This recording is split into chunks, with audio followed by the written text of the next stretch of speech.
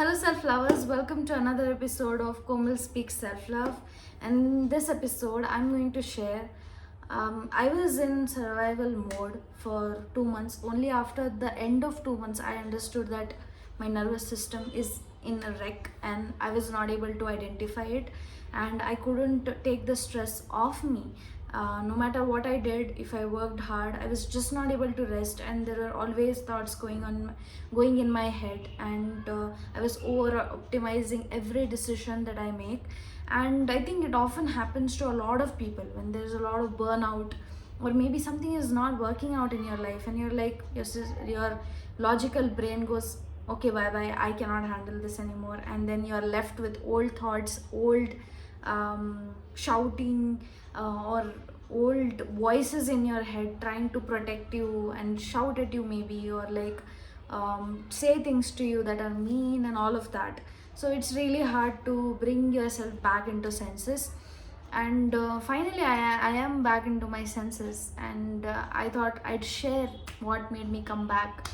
So, what made me actually come back is going home, because going home exposed me to people I was more familiar with, who gave me a lot of love. For you, home might look like a bunch of friends who care for you deeply, or just one friend who cares for you a lot. So spending time with them feels makes your body feel safe and slowly heals it, and then you can become more present. Resting really well. I always made sure, even in this time, I made sure I get at least 8 hours of sleep. You don't understand the importance of sleeping, because I've seen it through my naked eyes, how people are different when they sleep less and when they sleep very well. I think when we sleep less, our old thoughts and beliefs and all of these things are much more likely to come back and bother us. And when we rest well, eat well, same is reflected back. I had to get rid of someone in my life who was troubling me in some sense, and in their presence itself, not but it's not necessary that they were hurting me or harming me. They were just not in alignment with who I am, and it kind of caused a lot of pain, right? And I distanced myself from these people, and in turn I'm feeling a lot more lighter and a lot more nicer, and a little guilty also, that why didn't I prioritize myself a little sooner, then all of this drama might have not happened. I'm very happy that I got to distance myself from such people. And but it is my job to heal from whatever happened and make sure that this does not happen to me again in the future. One big lesson that I've learned in this time is that whatever hardships that I'm going through, whatever is hurting me, blah blah blah, everything has a purpose and it has a lesson. And I need to learn that lesson to be able to, make it not repeat in my life again, because repeat patterns are a big no-no in self-lover's life. Another thing that was really going wrong was I was not talking to my friends, or like not interacting as much, and I felt a lot unheard. And that's okay. I mean, there are times when your friends are not available and you cannot find the right kind of support at right time.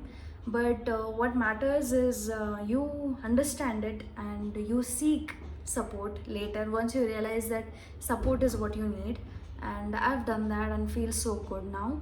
And one more thing that happened for me is I came back from home, and then I was feeling a lot lighter anyway, and there were a lot of things in the house that I needed to work with, and I had also had a job to take care of. So I did that. I suddenly got an invite to meet my old friends, and I went there. We had a dinner, and then I stayed at my friend's place, and we had such a great time. We were 5 girls in a room. One of us had invited us, and we talked a lot. We played games. We laughed so much. We narrated old stories, and then we slept. And when we woke up, we made breakfast. I didn't do much actually. I just ate, but. Yeah, and then we danced together, and then we wrote each other tiny messages. So it was such a great time. I felt so loved, so safe, so amazing. Um, I think it's a thing, right? Like when you hang out with your favorite people, you start to feel like you're alive again, or you do your own favorite thing and then you feel alive again. So this happened, and then I was still in that spiraling zone. And then I had one talk with my mentor, and instead of listening to me vent, she told me, "Hey, stop there." And then she told me, "I know that you are spiraling, but this is not necessary. You are doing well. I want you to stop spiraling and think about, put you all your trust in the God and universe, and whatever work that you're doing, do your best in that, and leave it be." Another important lesson that I learned is a lot of voices, a lot of perspective goes on in our heads, and it's not necessary that we 100% listen to them all the time. We can go back to ourselves and be like, in this moment I'm safe, and that's enough for me. And when I really am ready, I can go back to these problems and solve them in their own required time. So this is another level of comfort, or realization. When you realize it's not important that you spiral all the time, you just allocate some time and think about your problems and solve it then and there, and not take it around everywhere you're going.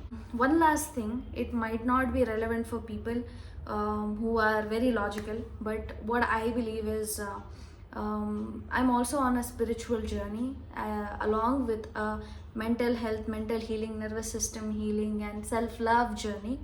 um, so spiritually, I feel that there was a lot to let go, and I had to let go of a lot of things um, that were hurting me, and they were not letting me be happy in the moment, and a lot of baggage.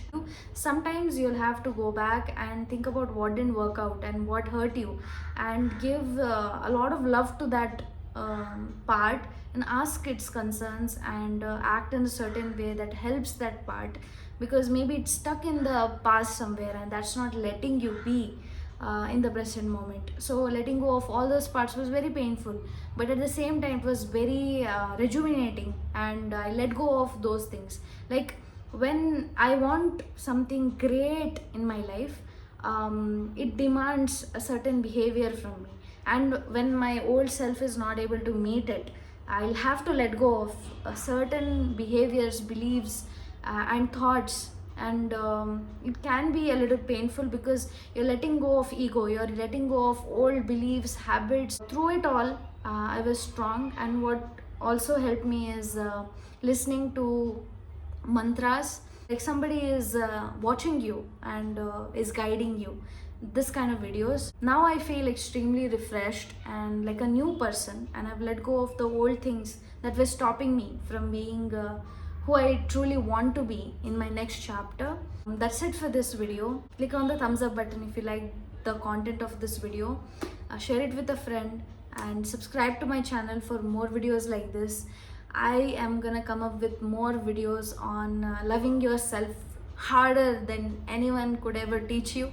So stay tuned.